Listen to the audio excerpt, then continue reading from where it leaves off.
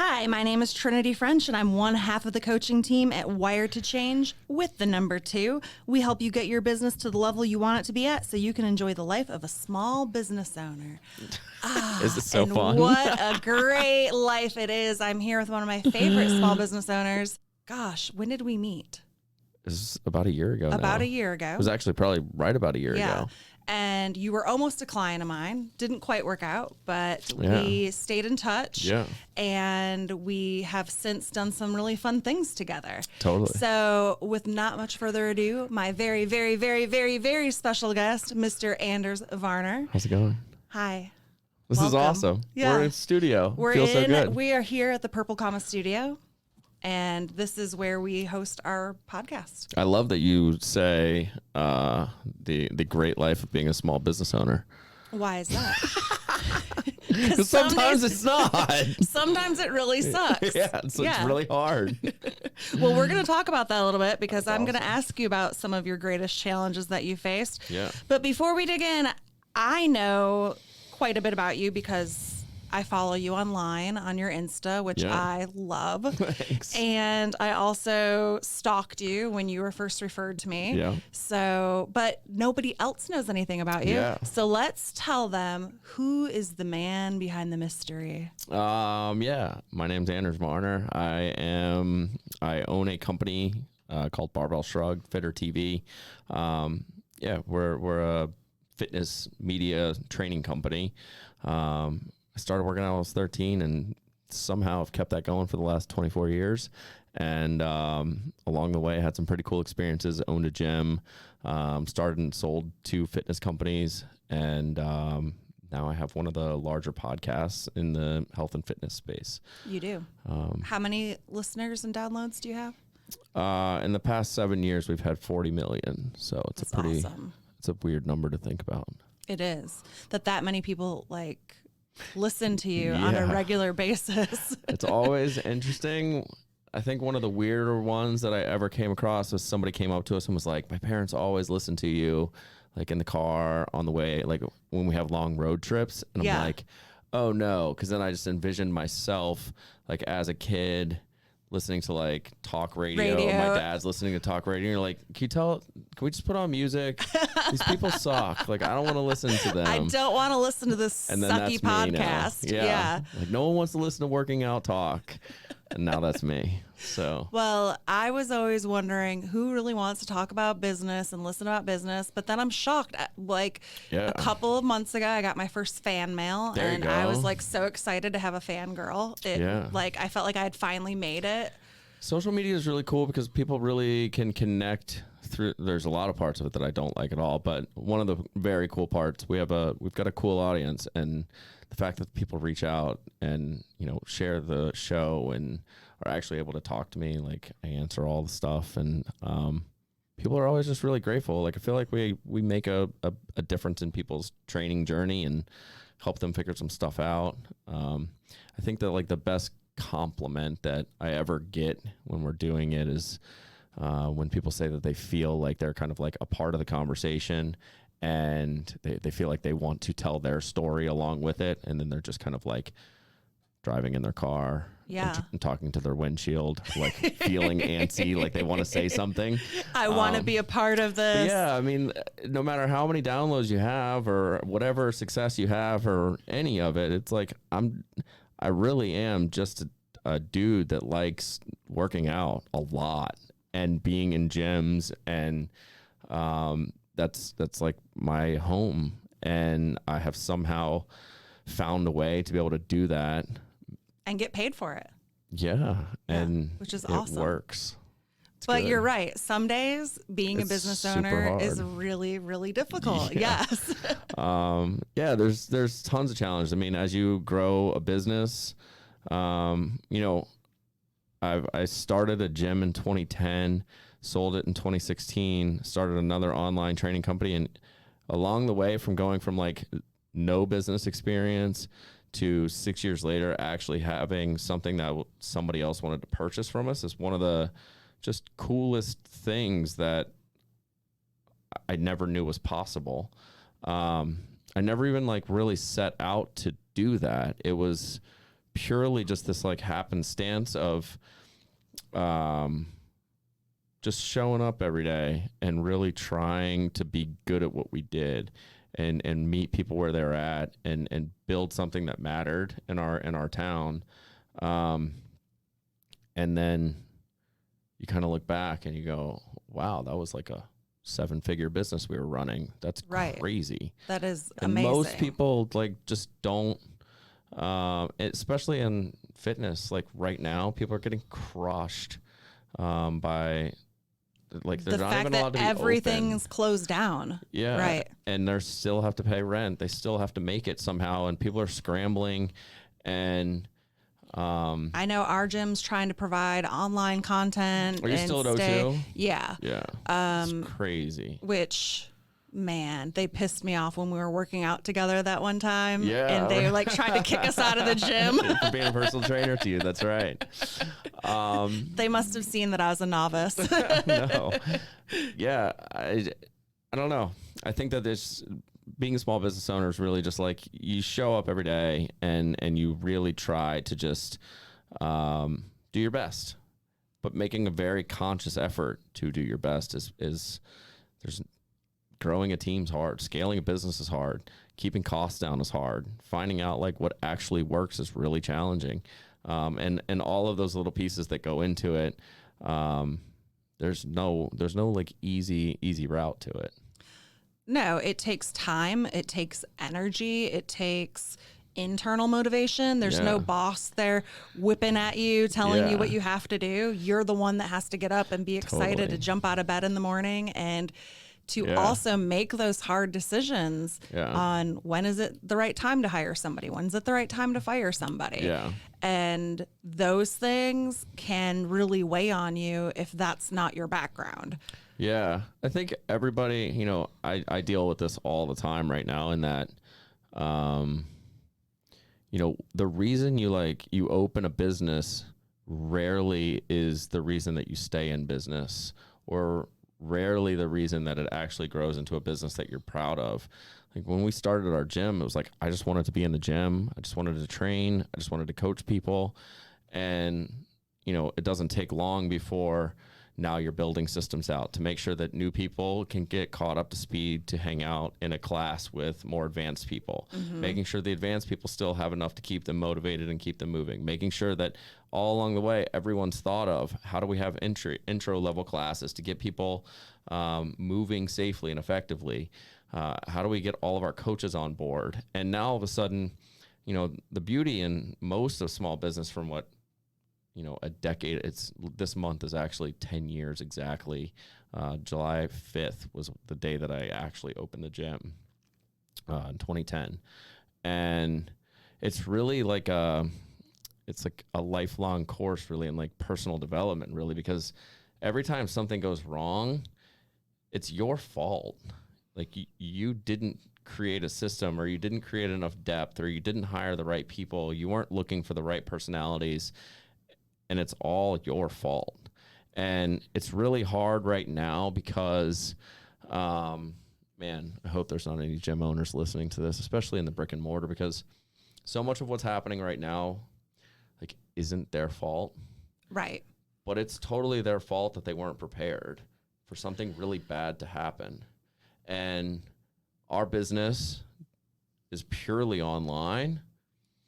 And it's awful to say sometimes, but it's great for us. Right. Like our business you're gaining market share at warp speed and for everything crazy to happen. Yeah. And one of our previous podcasts we were talking about, that just like when I was training financial advisors and I would always say, okay, before you can even buy an insurance policy or put money in your 401k, you have to have a safety net. Yeah. You have to have money put away. And the number of small business owners that do not have a plan or a safety net in place, they don't have, 6 months of working income to survive on if something is going to happen, which they should. They should have money in the bank and some savings built up and I don't think anyone could have foreseen COVID. Like, this is just bizarre. when we walked in today, like we gave each other a huge hug, and I was like, okay? human contact. But yeah. at the same time, there's ways that people actually could. isn't even like 6 months isn't going to cover what's going on right now. That's the really crazy part.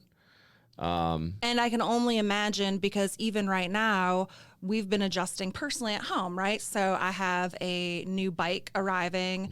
Nice. I'm doing a Peloton hack, with my iPad and everything. Yeah. We have been working out at home and doing things that, before I hated working out at home. I'm a gym person. Yeah. I like being around other humans, but okay, at the same time, we had to shift because I can't go to my gym. It's not open. So I don't have any other choice. And now that I'm actually putting my home gym together, it's like, ooh, okay, I think I can. Now it's cool. Now it's cool. And I kind of like that I don't have to do anything on anyone else's schedule. Totally. And if I want to just go sit on my bike and, put a couple miles on while watching something on my iPad or listening to your podcast, I can totally do that. Yeah.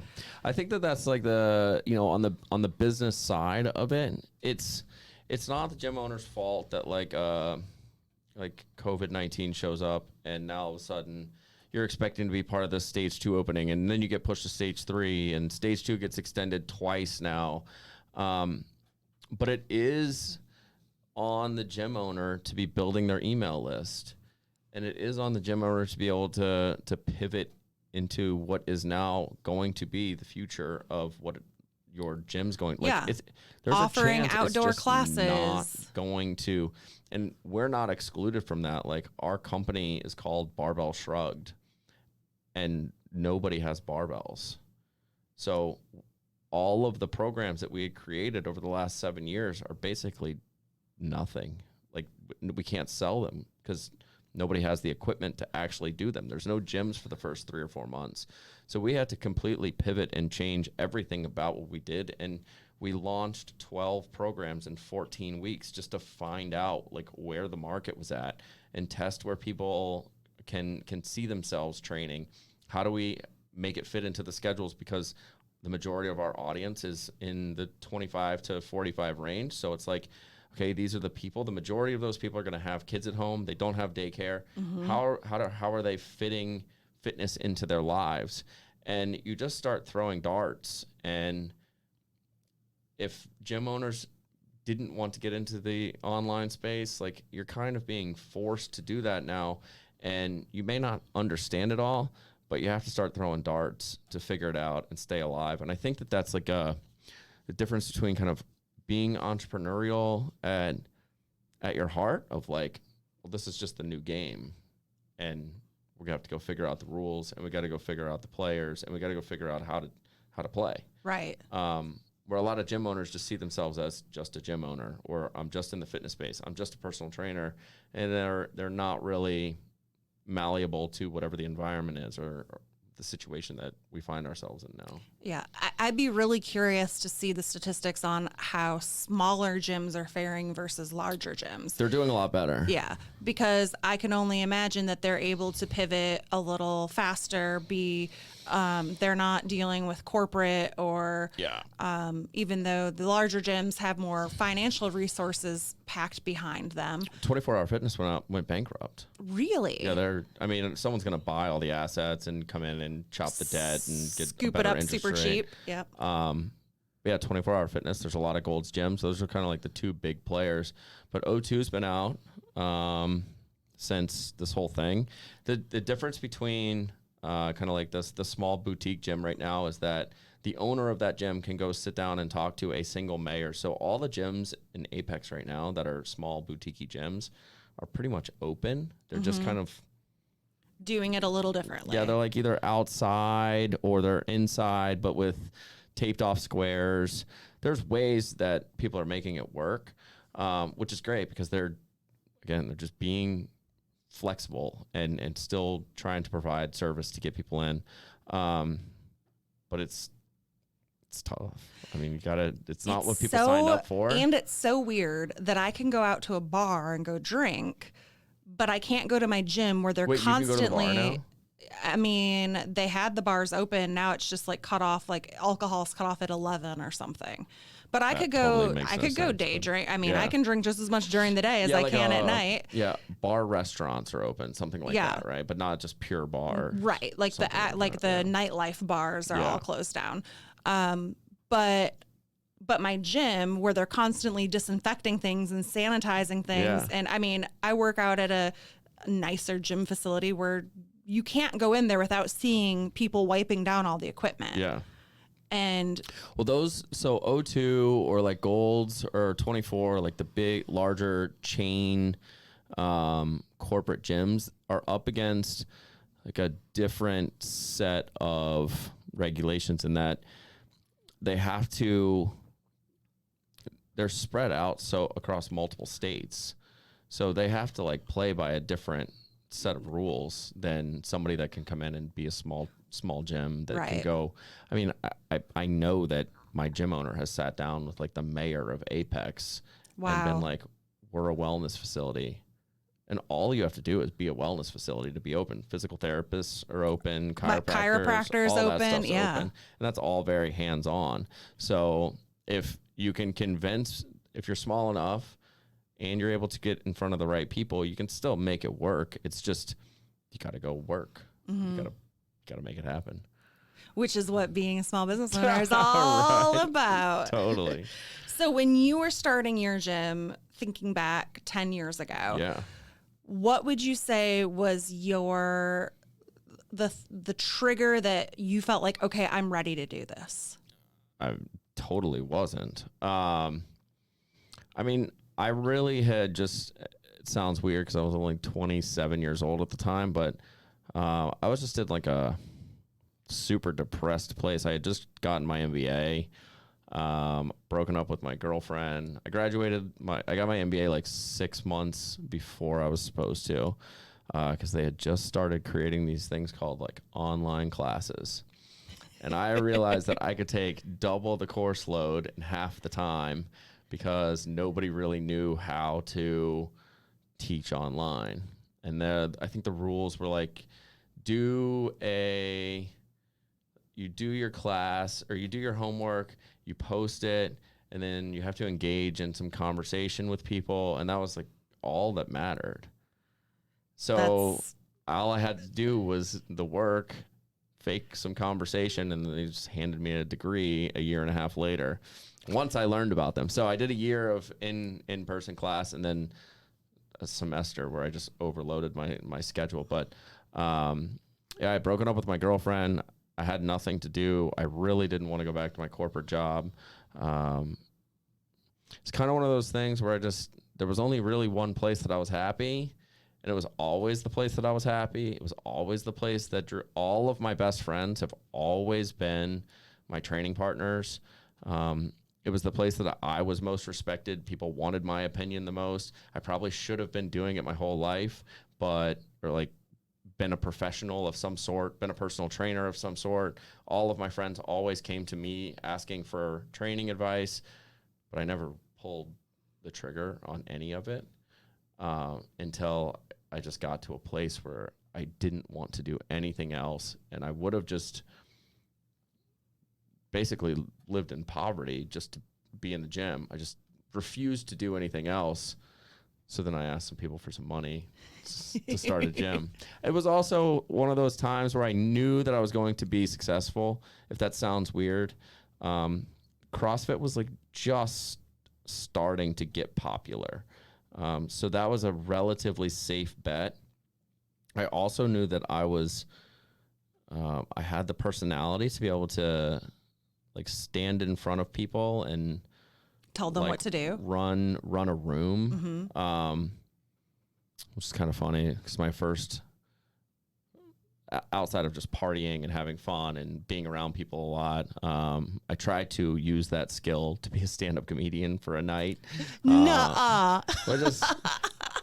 I would was pay just money to have that on tape somewhere. Yeah, I was really just, at the time, just the 9 to 5 was not for me at all.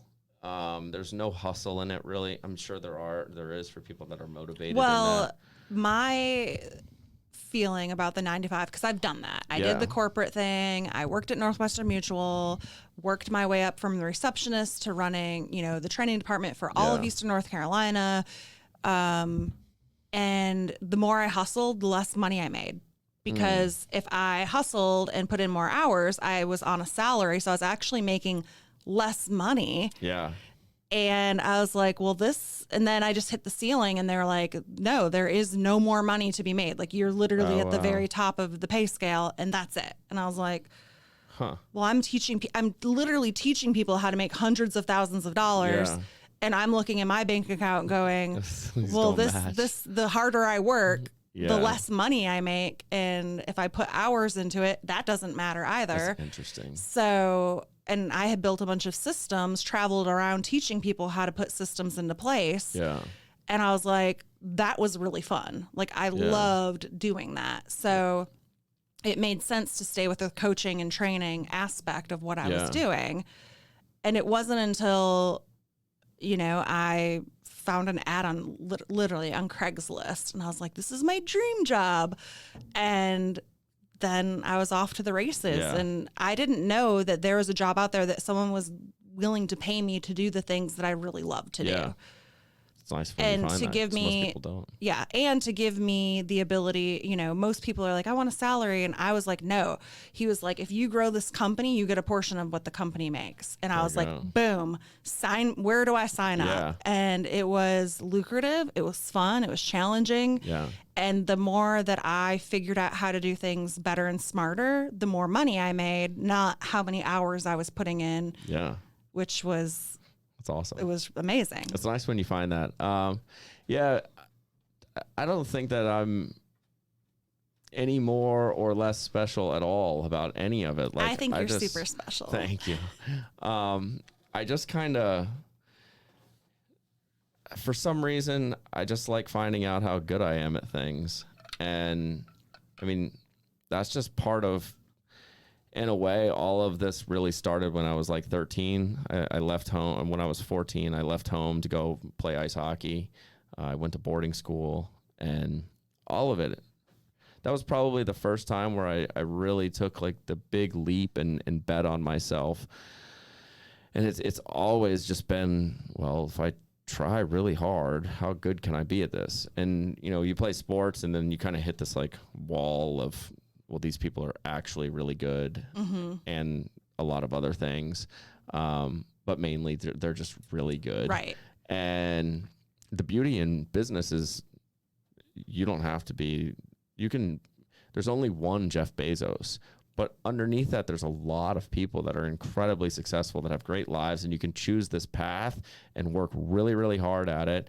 And you can kind of decide how far you want to take it and how much you want to grow it, and what is, you know, have that real conversation with yourself of defining your own success and the trade-offs of life and work and everything else that goes into it, because you have to build a team at some point. So you find out who you are, the things that you like to do, what you want to contribute inside your own company, and everything else gets outsourced. Everything else, you find somebody that's good at that thing.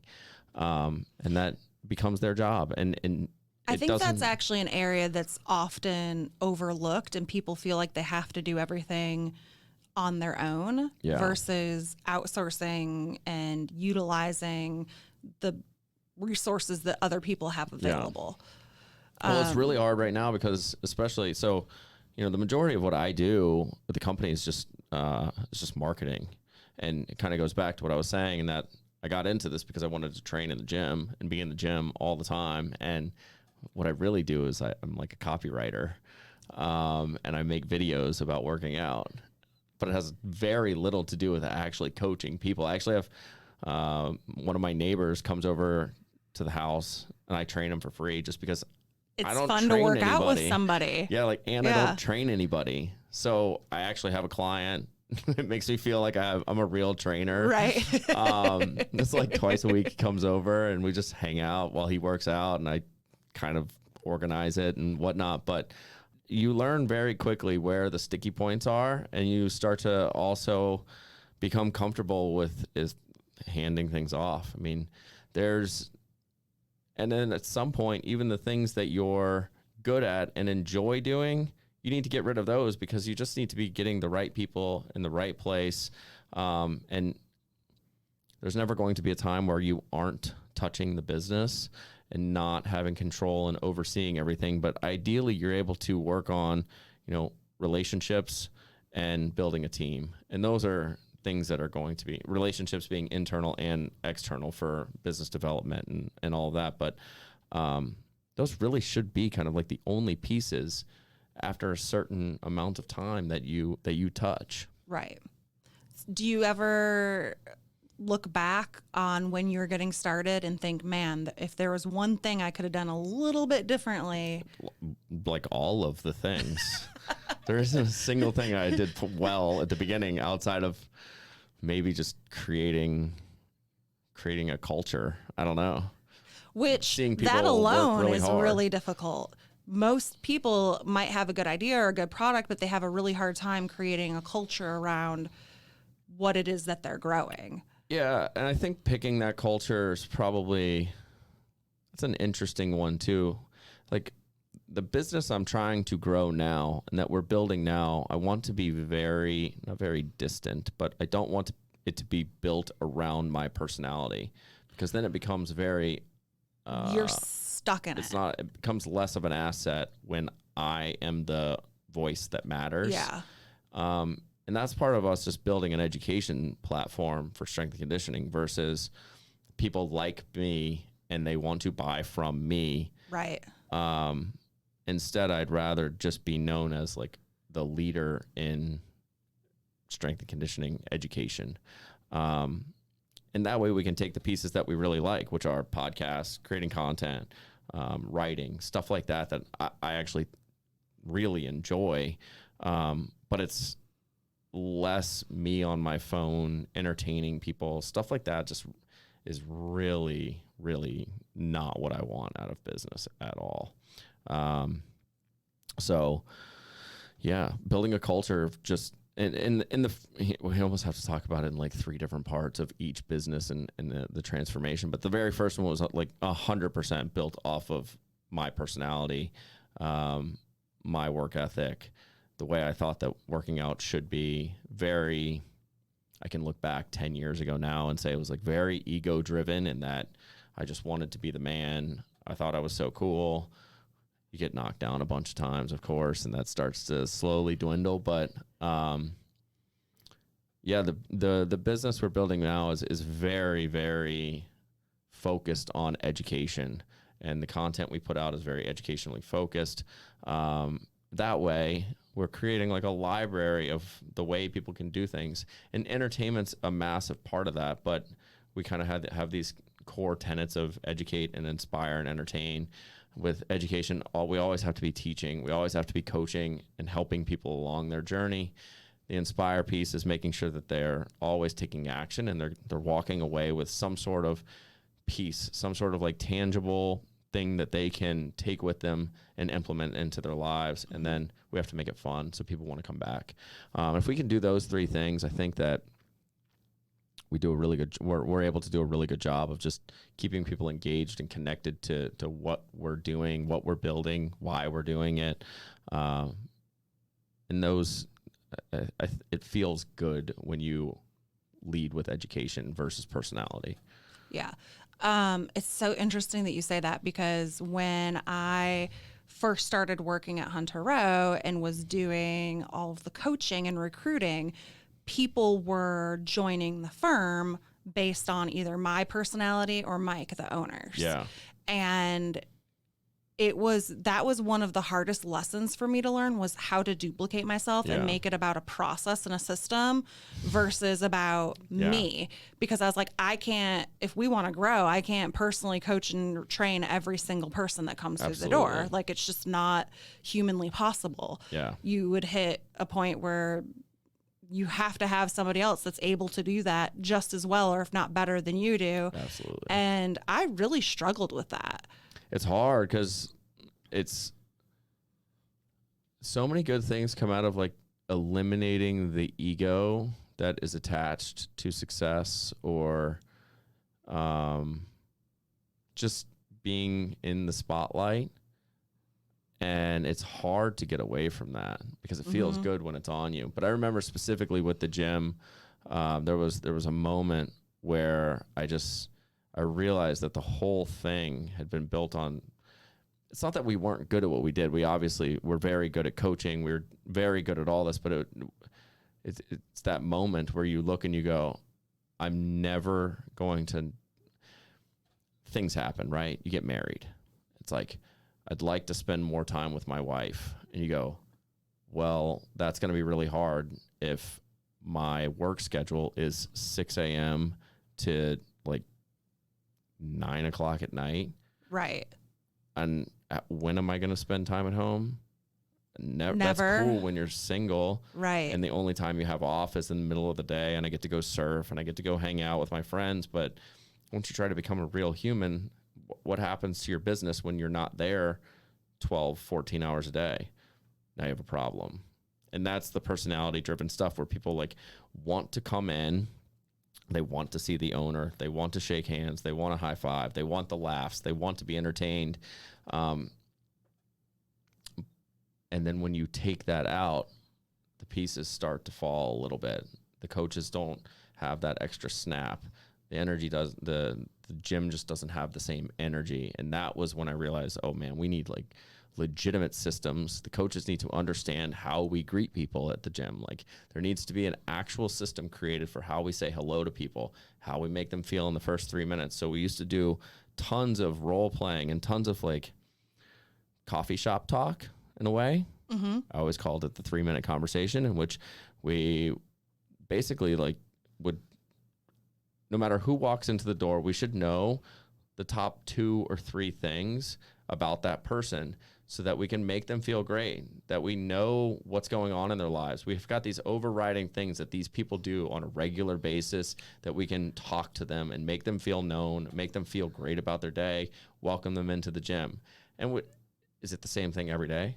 Basically. Right. But it's the most important things to those people. Do they have kids? Where do they work? What do they do? What do they do in their free time? And we have these systems built in so that we can have, I call them the coffee shop conversations, because if you walk into a coffee shop and see somebody that's an acquaintance, it's awesome to walk over to them, say like, oh, well, how are your kids? How's baseball going? It's awesome.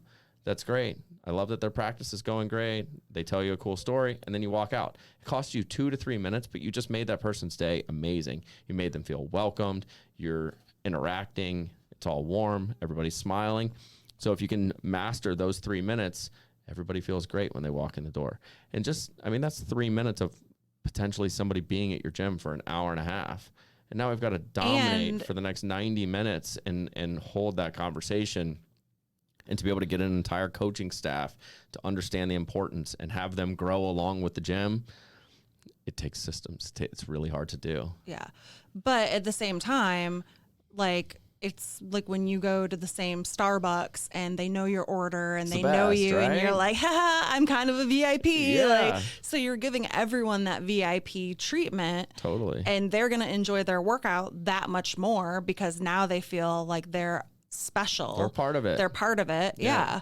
Which is just fantastic client service and teaching your team how to provide that great client service. Because really hard. I would probably say that for the most part, you and I do that a little bit naturally.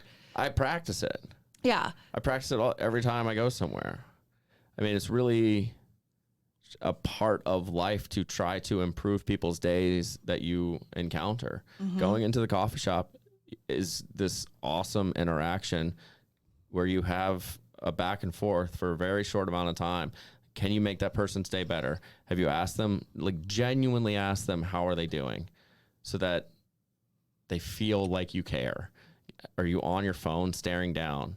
Like there's so many things that people in general miss because they're just not trying to improve the frequency of just the amount of love that is in the room over and over and over again. And it's really easy stuff. It's the little things, like really going in.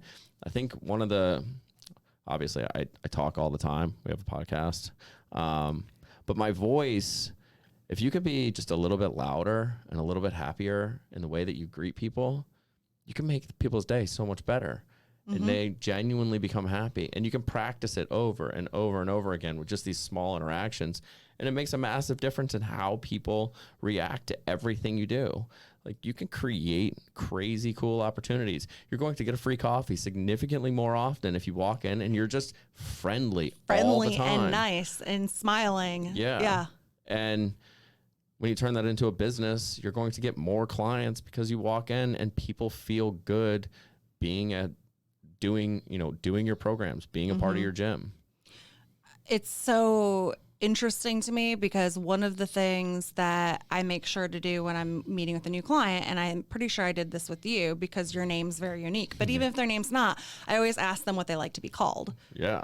And the other day I was talking to one of my clients, his name's Steven, and I noticed that his wife calls him Steve. And I was like, Steven, what do you prefer to be called? And he was like, well, my friends call me Steve. He's like, and you're a friend of mine now. So I'd really it would feel more comfortable if you called me Steve. And I was like, perfect. And now I'm like, hey, Steve, what's up? And it's like our little inside joke. And it makes him feel really good because it's not his formal name that he gave me when he met me to be one of my clients. That's awesome. And it's just a little something that means... If you wrote it on paper, it means nothing. Right. But when you add the humanness to it, it means everything. Exactly. And that's something that makes him feel more connected to me. Yeah. And also helps him to feel like I truly care about him as a person. He's not just a number. Yeah. It's really, I really feel like people should practice it. Like, they should. I'm thinking of all of the things that I need to practice right now. I feel like practice is like the coolest thing. That's the coolest concept, because everything that you do, if you just buy into the fact that you're trying to layer quality habits and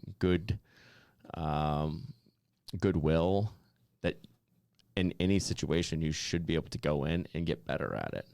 And saying hello to people is a very simple way to, like, a very basic skill that you should be getting better at. We were out to lunch, dinner, I don't remember. Anyways, we haven't been eating out hardly at all because COVID. Yeah. And we finally were coming home. We actually were looking at some houses, my husband, Scott, and I. And we were like, oh, man, we've been out looking at houses all day. Let's go get some food. Yeah. So we were both feeling like Greek was the way to go. We walk in. I noticed that there's some like dirt on the floor, right? Which really bothered me because I'm walking into a place I'm about to eat. But I didn't say anything to him. I was just like, because that's probably something that would bother me more than it would bother him. And we walk up to the counter, and the gentleman at the counter is on the phone taking someone's order and never once looks up or acknowledges us. Yeah. And I look over at Scott, and he is just like and he's like, I can't believe this guy isn't saying hi to us. Like, it would take him 2 seconds to just look up and acknowledge us. Does he know we're here? And it was like really annoying him. And then, so he finally acknowledges that we're there. Just general and it was like that first, like you said, 3 minutes that we were in there set such a negative tone that then when our food was ready, they hadn't put the French fries down. Yeah. And when the food wasn't really, I'm like, oh, this is like crappier than I remember it ever being. I'm probably never going to go back and eat there again. Yeah. But had he been really nice, I probably would have been a little bit more lenient about how the food came out. So it's really all about those little touches that make people's day or just annoy the shit out of you. And now you're like, I'm never going back to your freaking restaurant. Yeah. And you have control of the situations in a way that if you were to say like 3 minutes to somebody, it doesn't seem like a long period of time, but the amount of time, if you were to sit here and just be quiet for 3 minutes, it's an insanely long time. And if there's enough time to say hello, and there's enough time to be waiting for your coffee or waiting for your order or whatever it is, it's a massive amount of time to really influence people's day. Like, I really think that there's just a frequency that people operate at, and you can be positive, you can be happy, and you can elevate that frequency, or you can be pessimistic and you can be negative and make that frequency not as cool. And if you're constantly trying to just elevate the frequency at which we all operate, you just fill the room with a lot of love, and people are going to be attracted to that. It's like your subconscious kind of just fills the room and creates opportunity because more people want to be around you, and therefore the more people want to be around you, the more opportunities that are going to come to you. And that's just, I mean, it's the law of attraction. Yeah. It's what you put out comes about. And we talk a lot about that on the show because I'm obsessed with good juju, which is what I call it, and putting good juju out into the universe. Yeah. And even when, I had something happen recently, and one of my really good friends, they wound up not using me as their real estate agent. And it like devastated me for a hot second. And Scott was like, how are you not more mad? And I was like, man, if I start putting that out into the universe, it's not going to come back well. It's just going to, So I was like, you know what? It is what it is. And I'm just going to move on with my life and my day and not let it just fester. Yeah. That's just in a way too, like part of being a business owner is you just have to force that, because there's never going to be a time where all of the relationships with all of your employees is perfect. No.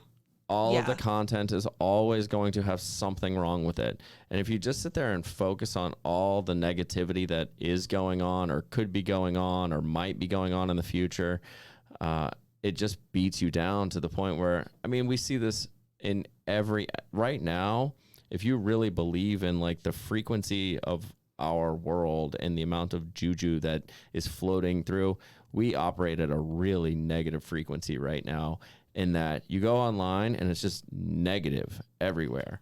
And it's really hard to find the positivity. And once you start seeing the negative over and over and over again, you start to do this thing where it's like you take sides.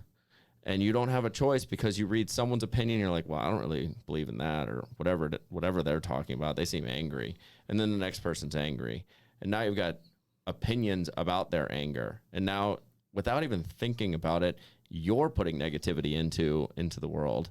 And the more you do that, the more angry you get. Like, nobody has ever sat there and watched the news for 3 days without having negative opinions about the other side of politics or riots or COVID. Like, I don't even want an opinion on COVID.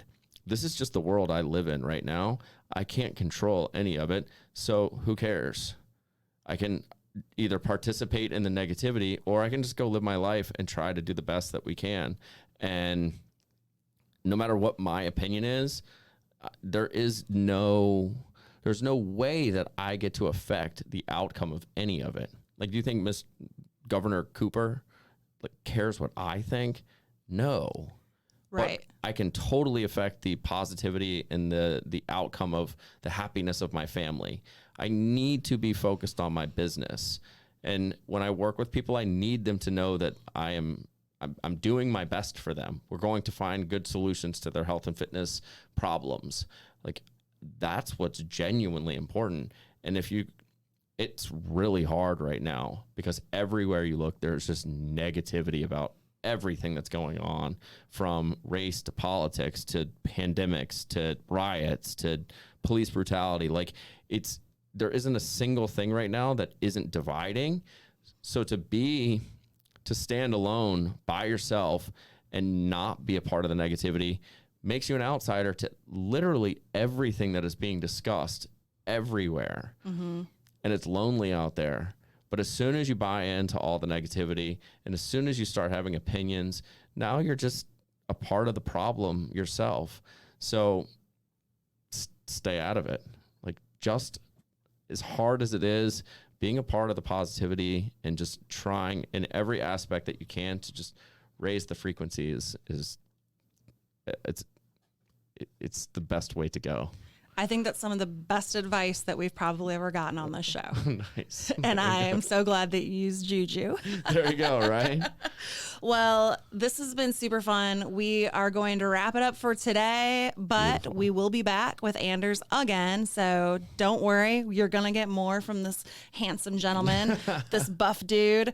And if you would, please, if you had fun listening to our show today, go out there and share us, because someday I aspire to be at Anders' level and have just as many listeners and downloaders and subscribers as you do. There you go. That's my small personal mission.